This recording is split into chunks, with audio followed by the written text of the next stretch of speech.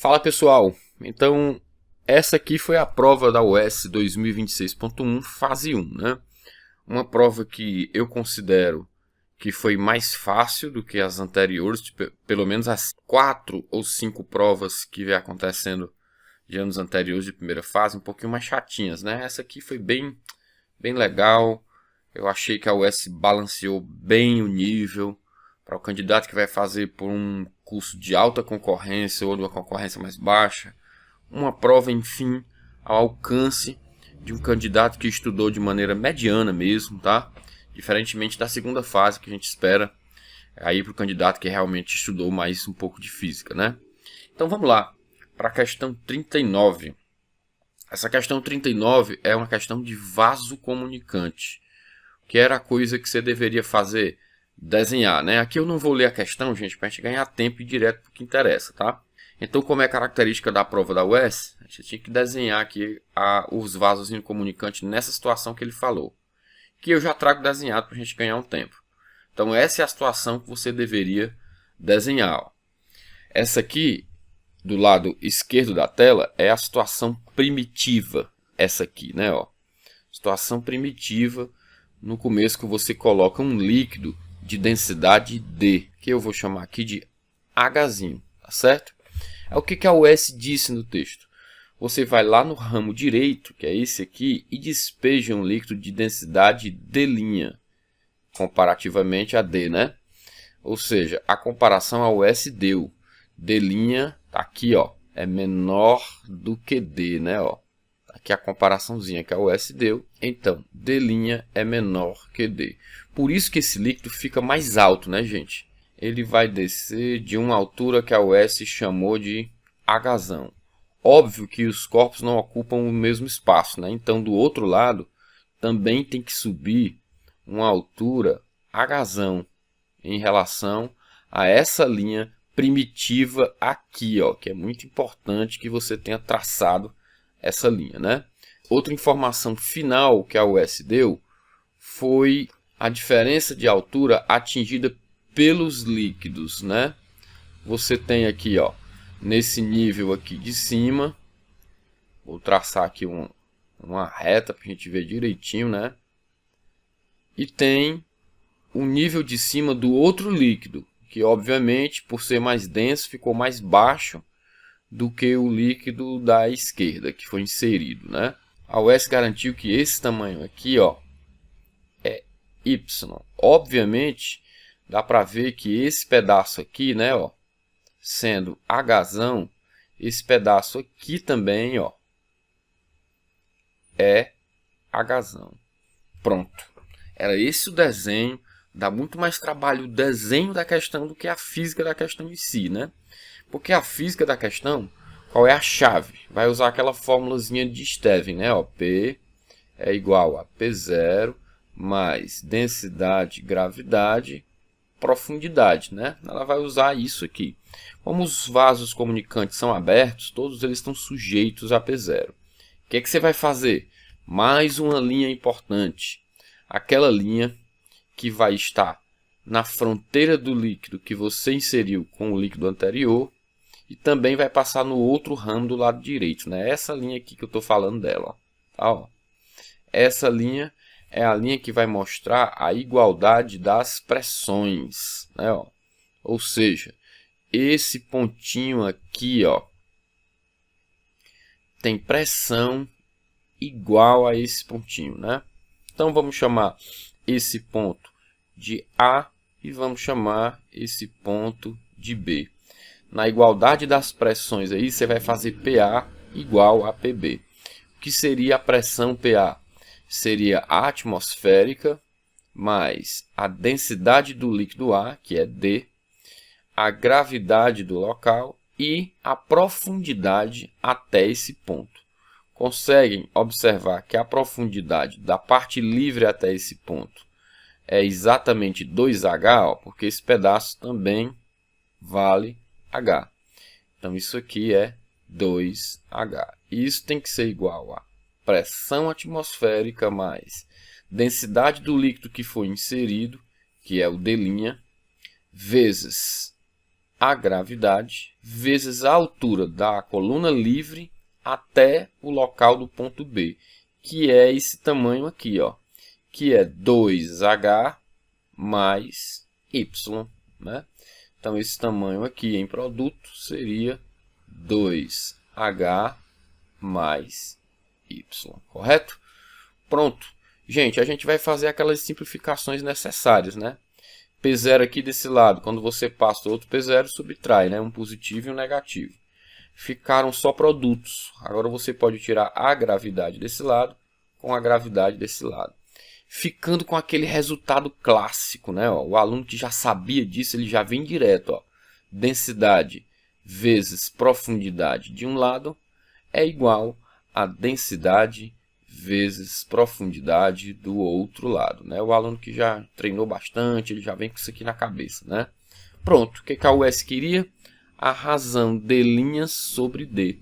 A razão D' sobre D é inverter essa fraçãozinha aqui de cima. Eu vou botar aqui no cantinho embaixo, tá? Ó, D' sobre D vai ser igual a 2H dividido por 2H mais Y. 2H dividido por 2H mais Y, para essa versão da prova, marcaríamos o item B. Uma questão, talvez a que deu um pouquinho mais de trabalho de desenhar dessa prova, foi essa questão aqui. Fora essa aqui, as outras são bem mais fáceis de desenhar. Questão 40, MHS, né, gente? Um tema que a US adora. Se você é candidato ao vestibular da US, movimento harmônico simples é um assunto que você precisa dominar. Ponto final. Não tem chororô. É um assunto chato, né? Exige bastante, mas você precisa dominar para fazer essa prova, porque seja a primeira fase ou segunda fase, está sempre vindo uma questãozinha de MHS. E uma questão faz a diferença, né? Então essa questão, ela pede que no instante em que uma partícula atinge uma posição x igual a metade da amplitude, né? Aqui, ó. Posição x da partícula deve ser a metade da amplitude. Ele quer a razão entre a energia cinética, ele chama de K, mas nós vamos chamar de EC, tá bom? Para ficar uma nomenclatura mais fácil de você entender. E a energia potencial, que ele chama de U, mas nós vamos chamar de EP, para ficar uma nomenclatura mais legal, tá? Desconsiderando a ação de forças resistivas, claro, porque isso é uma característica do MHS, né? Ele diz que ele quer essa razão aqui, ó, divida EC por EP. Chame essa razão de R. Em seguida, calcule R elevado ao quadrado. A questão é simples de entender. Qual é o tema? Energia no MHS. O que é que a gente sabe? A gente sabe que a energia mecânica, e o MHS é um sistema mecânico, né? Ele é dado pela soma da energia cinética com a energia potencial. Qual dessas duas a gente já tem?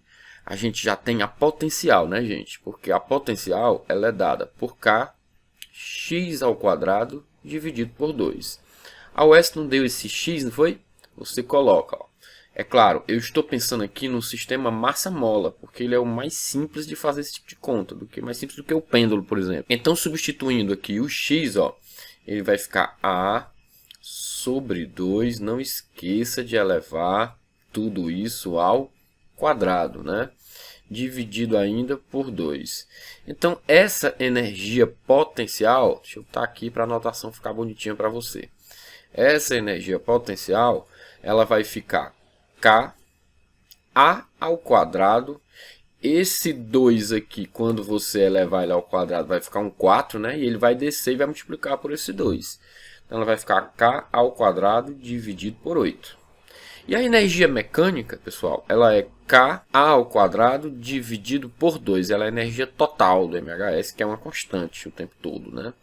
Já essa potencial vale isso. Então, a gente pode calcular essa cinética, né? Porque, ó, eu posso expressar a cinética, mas eu já tenho a potencial elástica, ó, que é K ao quadrado dividido por 8. Então, o que é que nós temos que fazer agora? Somente passar para o lado, né? Ó.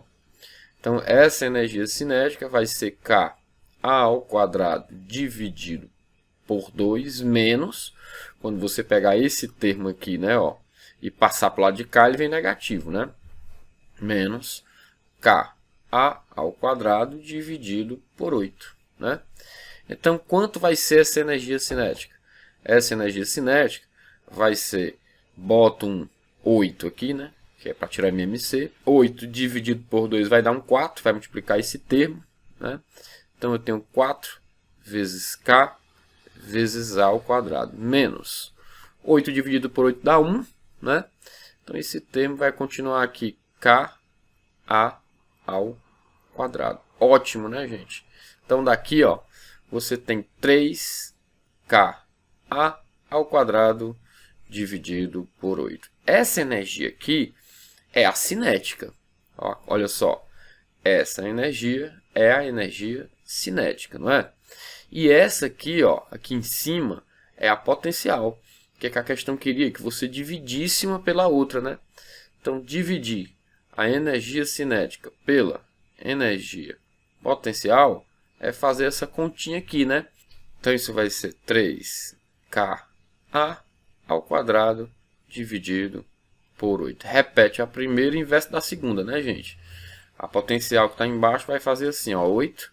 Você inverte ela aqui, ó, Ka ao quadrado. Ficou fácil, né? Vai sobrar um 3, né? Que é a nossa resposta. Não, não é nossa resposta porque ele não quer R. Essa razão, lembra? Ele chamou de R. Então, ó, aqui, aqui, aqui e aqui, né? Essa razão deu 3. Ainda bem que a UES não colocou 3 nas alternativas aqui, né? Ó, se ela coloca, o aluno marca 3, né? Isso implica que R ao quadrado é 9. Então, marcaríamos para esta versão da prova o gabarito aqui como sendo o item B. Então, estuda MHS, tá, gente? Tanto para a primeira como para a segunda fase. Capacitores, outro assunto que a UES gosta muito de colocar em prova, tanto na primeira quanto na segunda fase. Essa questão teve gente aí levantando um pouco de suspeita sobre ela. Algumas pessoas criticaram aí a unidade de capacitância, mas não é bem a unidade, são as especificações. E comumente a gente usa a letrinha microfarad, né? Aquele Uzinho com a perninha puxada. Aí parece que na US lá quem digita não tem essa fonte e botou um Uzinho, né? Mas esse U significa micro, né? Mas isso não vai afetar a grande coisa porque ele está de todos os lados da equação e ele é retirável, né? Então a ideia da questão foi, você tinha uma caixa com M capacitores tipo A. Então esse tipo de coisa, para você não se confundir na hora da prova, é bom você ir destacando, ó. Então é bom a gente ir organizando isso aqui, ó. M capacitores do tipo A. Ao passo que temos N capacitores do tipo B. Então tá organizado, né? Então eu vou destacar aqui, ó, com 2 tracinhos. N do tipo B. Então ele diz aqui que o cidadão desenvolve 2 experimentos. No primeiro, ele mede a capacitância equivalente de um circuito obtido a partir da associação em paralelo de todos os capacitores. Foi aqui que a UES deixou meio vago, né? Todos os capacitores. Todos os capacitores que foram retirados da caixa, né, gente? É tipo assim, aquela situação prática. Quando chega um produto na sua casa, você não tira da caixa para utilizar, né? Então, entende-se que a UES queria isso. Como são capacitores em paralelo, lembrar que em paralelo a gente faz soma, né? Então, nesse primeiro experimento, que é o experimento do paralelo, a gente vai ter o quê? Somando os capacitores. São quantos? Então, gente, só lembrando que o tipo A é de 1000. Então, gente, só lembrando que o tipo A é de 100 microfarads e o tipo B é de 1000, né? E as quantidades são essas aqui, ó, que a gente associou para a gente não errar a conta, né? Se eu estou em paralelo, eu vou somar esses capacitores, né? Então, eu vou ter 100 vezes M mais a capacitância de cada um, né? Do tipo A, mais 1000, que é a capacitância de cada um do tipo B, e a quantidade dele é N. E isso deu um total de 2.300 micro. Gente, aqui é aquela história que eu te falei, que tem micro, vai ter micro aqui, micro aqui, micro aqui. Então você não precisa botar isso. A propósito, você vai ver, eu vou cortar um zero, só um zero, tá? De cada um. Você vai ver que se cortar só um zero, a equação fica melhor no final. Então ficou 10m mais 100n igual a 230. A gente chama essa equação aqui de equação 1, certo? E nós vamos para o segundo momento. No segundo experimento, todos são associados, ó, segundo experimento, todos são associados em série. Série é soma dos inversos, né? Então, no segundo experimento, a gente vai fazer a soma dos inversos. Então, você vai pegar ali, ó, quantos capacitores tem? Você tem M capacitores de 100 micro, né? O resultado vai ser M sobre 100. Você tem também N capacitores de 1000 micro, né? E esse resultado, segundo ele, deu 31,25 micro. Ó. Só que você não vai botar 31,25. É 1 sobre 31,25, né, gente? E essa equação aqui, ó, é a equação 2. O que é que eu vou fazer com essa equação 2? Eu vou multiplicar todo mundo por 1000, que ela vai ficar mais bonitinha, tá? Ó. Então, multiplicando por 1000 aqui e dividindo por 100, dá 10m. Tudo isso para ficar semelhante a esse termo aqui, tá vendo? Ó, como fica legal? E 1000 dividido por 1000 dá 1, né? Então, dá n. E 1000 dividido por 31,25 é 32. Agora a equação 2 ficou mais bem montadinha, né? Atenção para o que eu vou fazer. Eu vou multiplicar essa equação 2 por menos 1 e botar aqui no cantinho, ó. Menos 10m menos n igual a menos 32, não é isso? E vou pegar a equação 1 lá em cima, ó. 10m mais 100n igual a 230. Era só isso que a UES queria, né? Pega esse sisteminha aqui e resolve, né? Claro que esse 10m sai com esse 10m. E aqui você fica com 99n igual a quanto? 198. Daqui se tira que o n vai valer 2. Você volta numa dessas equações, pode ser essa mais simples aqui, ó, e substitui o n2, né? Se você substituir o n igual a 2 aqui, ó, o 2 passa subtraindo, vai dar 10m igual a 30. Então, o m é quanto? 3, né? E m é igual a 3. O que é que a UES pedia? A UES pedia a razão m sobre n, né? Que daria 3 meios. Então, para essa versão da prova aí, gabarito 1, item C. Questão que ficou essa ideia, tiro da caixa, eu vou usar os que estão dentro da caixa, os que estão fora, mas não creio que a UES vai querer anular a questão por causa disso, tá, gente? Então tá aí a questão de capacitores bem clássica que a UES gosta de colocar tanto na primeira quanto na segunda fase, né? Óptica geométrica é um dos assuntos preferidos da UES, né? É um assunto que geralmente os alunos deixam de lado, não gostam muito de estudar, mas para a UES você tem que estudar e tem que dominar bem. E a questão da primeira fase foi uma questão muito fácil, gente. Você precisava saber só o básico mesmo para conseguir resolver isso aqui. Ele diz que tem um experimento de óptica em que uma luz monocromática passa do índice A para o índice B. Só que ele dá a relação entre os índices, né? Ó, ele diz que o índice A é maior que o índice B. Então, isso tu já faz uma anotaçãozinha aqui, ó. Índice de A do que índice de B. Gente, o que é índice? Índice é C sobre V, né? Velocidade no vácuo sobre a velocidade no meio, né? Velocidade da luz no vácuo sobre a velocidade da luz no meio. Então, olha, você já cancela esse C e de cara você já tem uma crítica de uma alternativa aqui, ó. Sobe esse VB para cá, para esse lado, e sobe o VA para o outro lado. Se isso é verdade, VB é maior do que VA. Ó, a velocidade da luz no meio A é menor do que a velocidade da luz no meio B. Gente, essa tem que ser a resposta. Ó. O aluno que já aplicou isso aqui, ele já marcou, ele não foi testar os outros itens, porque ele já viu que tem uma resposta. Mas aí, como eu estou ensinando, nós vamos criticar os outros itens, né? Ele diz que o comprimento de onda da luz no meio A é maior do que no meio B. Você pode pegar essa mesma desigualdade aqui, ó, e aplicar aquela história. O que é VB? VB é lambda B vezes F. Maior do que, mantém a desigualdade, lambda A vezes F. E o D, por que tu não colocou FB e FA? Porque o fenômeno é a refração e na refração você mantém a frequência constante. Quem pode mudar, quem deve mudar é a velocidade e o comprimento de onda. Então daqui você já tem que lambda B é maior do que lambda A. E o item A, ele diz o quê? ele diz que o comprimento de onda no meio A é o maior. Não, é o menor. Esse item é falso. O raio de luz se aproxima da normal, a superfície de separação entre os meios, ao passar de A para B. Não precisa desenhar isso, gente. Lembrar da lei de Snell. Ó. N de A seno do ângulo com a normal no meio A é igual a N de B seno do ângulo com a normal no meio B. O que a questão deu? Deu que o NA é maior do que o NB. Quando isso aqui é maior, isso aqui é menor, gente, tá? Então, eu gosto de ensinar óptica para meus alunos assim, ó. No índice maior, o ângulo é menor. Vice-versa, tá? Já que esse índice aqui é o menor, esse ângulo aqui é o maior. Quando ele migra do meio A para o meio B, o ângulo aumentou. Se o ângulo aumentou, a luz se afastou da normal. E ele diz que se aproxima da normal. Ó. Falso. Só falta o item C, ele já foi criticado, né? No item C, ele diz que a frequência se altera ao passar de um meio para outro. Pessoal, a frequência não sofre alteração, tá? Então, o item também é falso.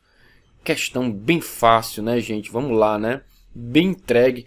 Para ser uma US, uma questão bem entregue aí de óptica, né? Assunto: movimento uniforme acontecendo num plano cartesiano, num plano XY. Não é a primeira vez que a US coloca isso em prova, gente. A US ama esse estilo de questão, seja fase 1 ou fase 2. Pegar um plano cartesiano e botar um movimento uniforme para você tirar umas informações. Então isso não é nenhuma novidade. Bem, esse é o plano cartesiano que você precisava desenhar. O que a questão diz? Diz que tem um corpo que tem uma velocidade, VA, né? E essa velocidade acontece no sentido positivo do eixo X. Você pode botar na origem, não tem problema, e desenha esse vetor VA. Né? Eu vou desenhar ele aqui de vermelho, partindo aqui da origem, eu posso chamar esse vetor de VA, certo? Então, a primeira parte era fazer o desenhozinho desse vetor velocidade aqui, ó, VA, correto? E ele diz que a partícula também tem um vetor velocidade VB que forma um ângulo agudo, ó, que forma um ângulo entre 0 e 90 com relação a qual eixo? X positivo. E ele pede a razão VA, VB. E mas como é que eu vou desenhar esse vetor? Você tinha que continuar lendo a questão, ó. Calcule a razão VA-VB após o início do movimento, de modo que um vetor, é um terceiro vetor, ó, AB, conecta as partículas A e B com origem na partícula A e extremidade na B, tal que esse vetor permaneça sempre paralelo ao eixo Y. Ah, cara, vai ter um vetor aqui. Ah, cara, vai ter um vetor aqui que ele vai sair da ponta do A. Você pode imaginar que o móvel está na ponta do vetor A, não tem problema. Ah, já se deslocou, né? Ó. Então esse vetor vai sair da ponta do A e vai chegar na ponta do vetor B. Só que esse vetor AB que eu estou desenhando, ele tem que ser paralelo ao eixo Y, tá vendo? Ele não pode ter componente na horizontal, foi o que a US pediu. Depois de desenhado esse vetor AB, que é esse danadão aqui, ó, é o vetor AB. Aí você pode desenhar o vetor B, certo? O vetor B está lá na origem e está encostando lá na extremidade do vetor AB, ó. Então esse é o vetor VB, meu jovem. Pronto. O que ele queria? A razão entre esses dois, mas disse que aqui tem um ângulo θ. Ele só queria, no final, que você soubesse que isso aqui era um triângulo retângulo, gente, né?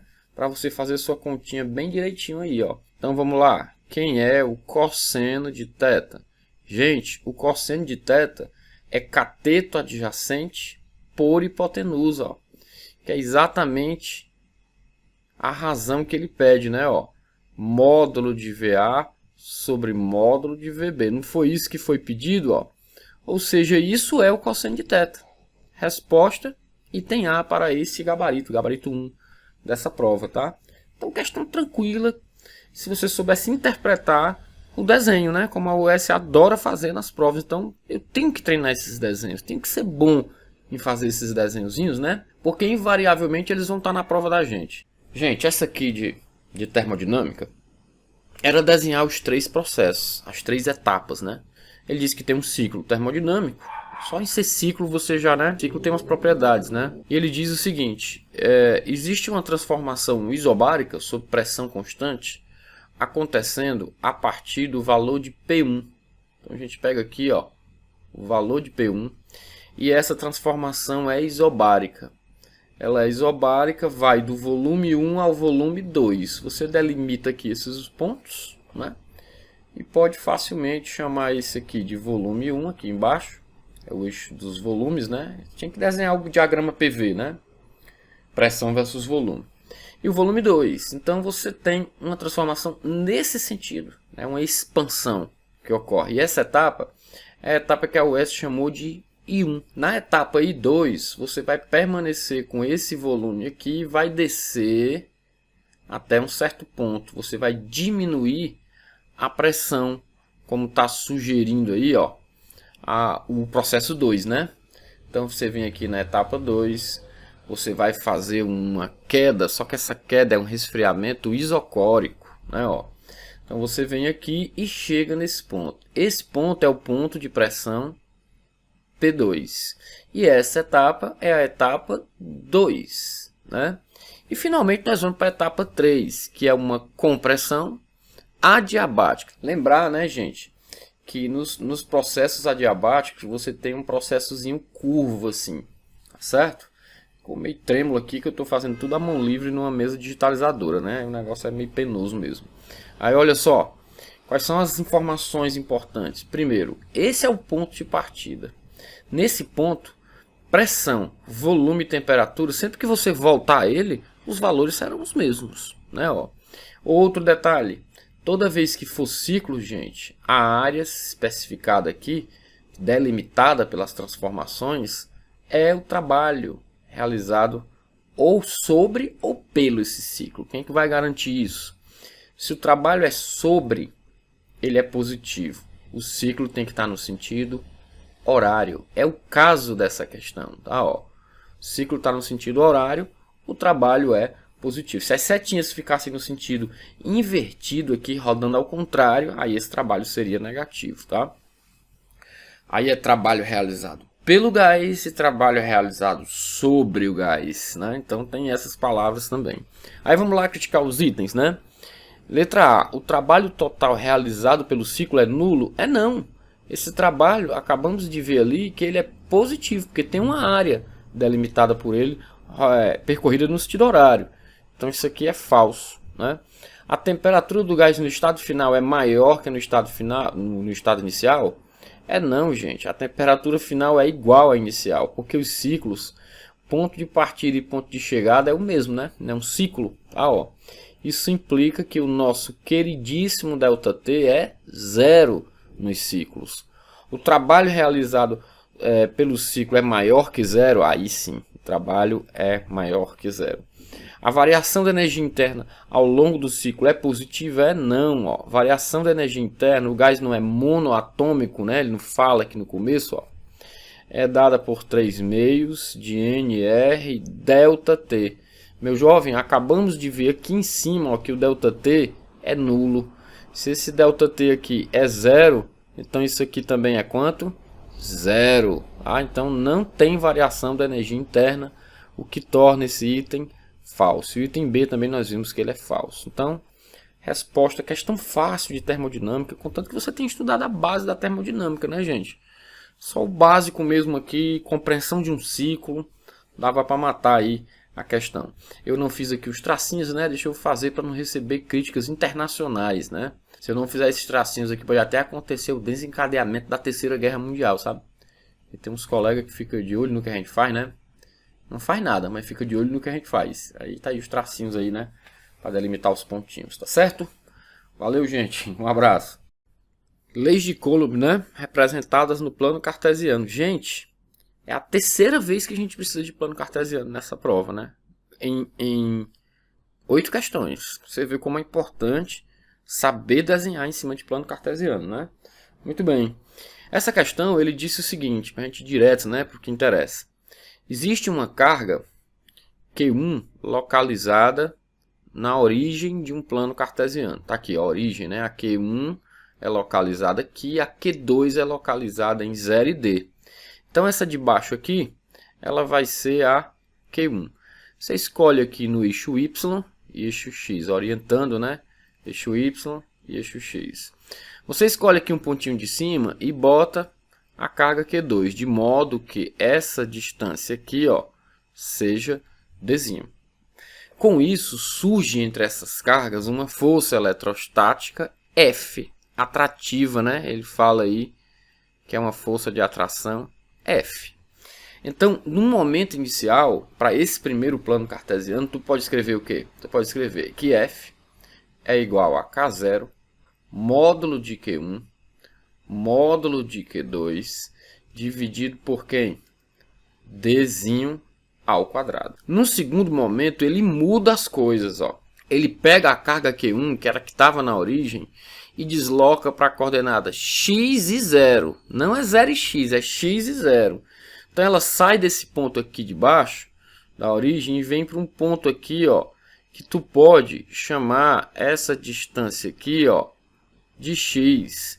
Agora a carga Q2 permanece lá, né, gente? A Q1 veio para cá e a Q2 permaneceu aqui na distância D. Então, o que acontece? Você vai usar agora, meu jovem, essa linha aqui, ó, que une as duas cargas, tá? Deixa eu tentar aqui achar a angulaçãozinha para eu fazer o meu desenho. Pronto.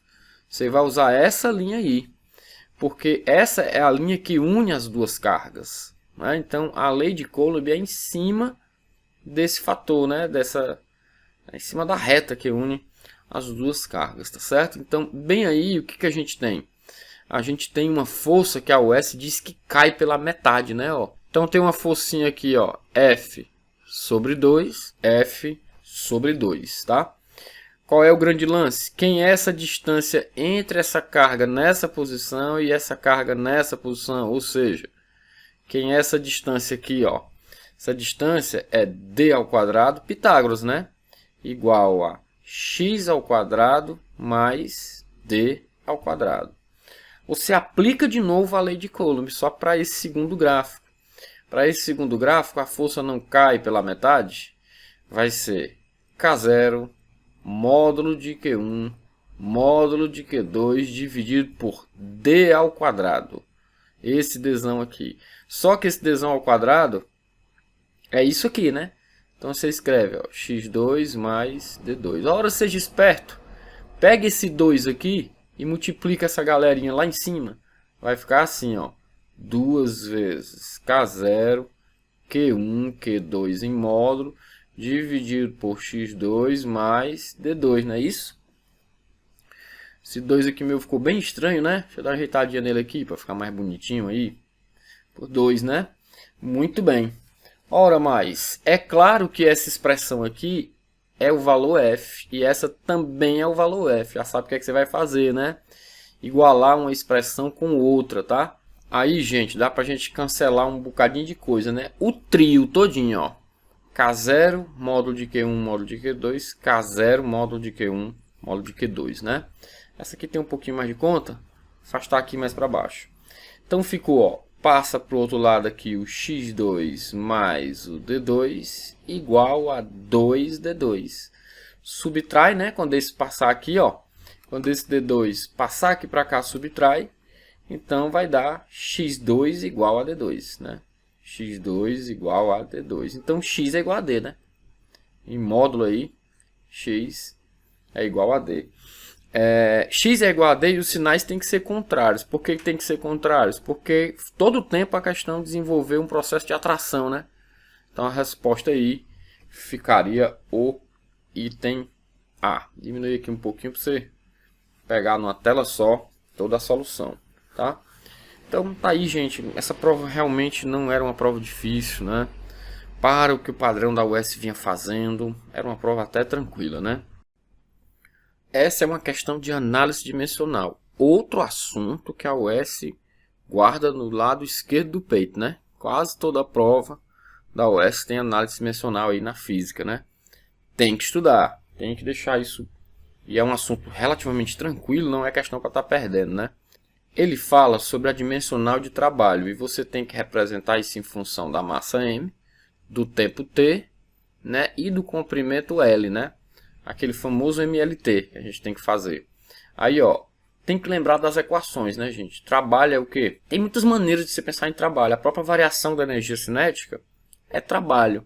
Então, uma maneira é escrever a equação da energia cinética. Mas se você quiser escrever a força, deslocamento, não precisa escrever o cosseno, porque cosseno é número, não tem dimensão. Você está atrás de fazer uma análise dimensional. É só nas grandezas que fisicamente possuem dimensões, né? Então, a dimensão de trabalho é massa, aceleração, deslocamento, já que força é massa, aceleração, né? Então, a dimensão de trabalho fica m. O que é aceleração? Variação da velocidade pelo tempo, né? Então, como é que ficaria? Velocidade é do tipo L sobre T, né? Sobre T, porque é metro por segundo ao quadrado. Então, é LT a segunda aqui embaixo, tá? Deixa eu apagar aqui esses pontinhos aqui para não ficar muito feio, para você entender o que eu estou fazendo. Deixar só um, né? E a outra dimensão é o Lzinho, tá? Ninguém costuma escrever nada embaixo, né? Em análise dimensional, a gente faz assim, ó. M, aí bota L ao quadrado, L a 2, T a menos 2. Tá aí a dimensional de trabalho. A US supõe um segundo sistema coerente em que a medida de comprimento passa a ser 2L, a de massa passa a ser 3M e a de tempo passa a ser 2T. E chama isso de W'. Então faça, ó.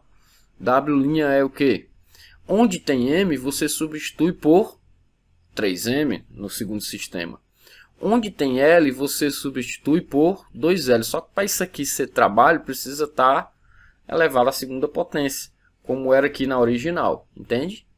Aí aqui, ó, onde tem T, você substitui por 2T, só que isso deve ser elevado a menos 2. Pronto. Esse trabalho linha organizadinho vai ficar 3M, 4L2, aí fica T elevado a menos 2 e 2 elevado a menos 2. 2 elevado a menos 2 é a mesma coisa de 2 a 2 embaixo, né? Que fica o 4, ó. Aí você pode cancelar esse 4 aqui com esse 4. Então esse sistema ele ficou 3M, L2, T a menos 2. A US pediu a razão do sistema W' para o sistema W. Fácil, né? Ó. 3M, L2, T a menos 2, dividido por M, L2, T a menos 2. Então só fica o 3, né? Cancela todo mundo aqui, ó. MLT a menos 2 e MLT a menos 2. Isso dá 3.